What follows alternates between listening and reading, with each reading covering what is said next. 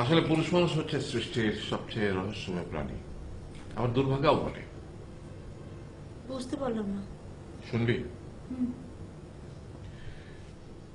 গাধাকে সৃষ্টি করার পর তাকে বলা হলো সকাল থেকে সন্ধ্যা পর্যন্ত তাকে ক্লান্তিহীন পরিশ্রম করতে হবে। সারা জীবন তাকে পিঠে ভারী বোঝা বইতে হবে, খেতে পাবে শুধু ঘাস, আর তার মাথায় কোনো বুদ্ধি থাকবে না। তার আয়ু হবে 50 বছর।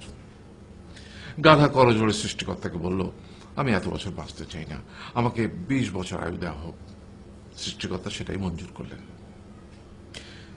কুকুরকে যখন সৃষ্টি করা হলো তখন তাকে বলা হলো যে সে হবে মানুষের সবচেয়ে বড় বন্ধু, কিন্তু সে খাবে মানুষের উচ্ছিষ্ট, এবং তার আয়ু হবে 30 বছর।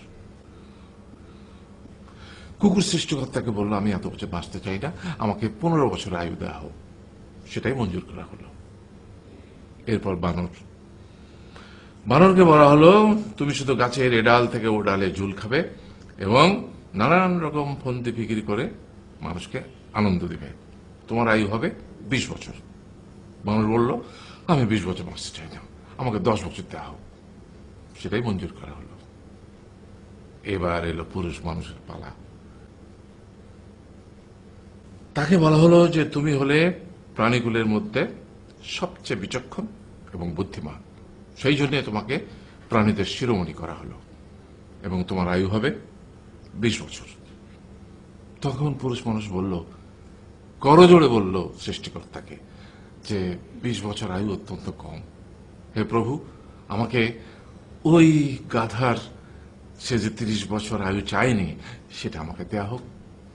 ওই যে কুকুর 15 বছর ফিরিয়ে দিয়েছিল সেটাও আমাকে দেয়া হোক। আর যে বানর 10 বছর নেয়নি সেটাও আমাকে দেয়া হোক। 20 বছর অত্যন্ত কম, আমি দীর্ঘদিন বাঁচতে চাই। সৃষ্টিকর্তা সেটাও মঞ্জুর করলেন। তারপর কি হলো?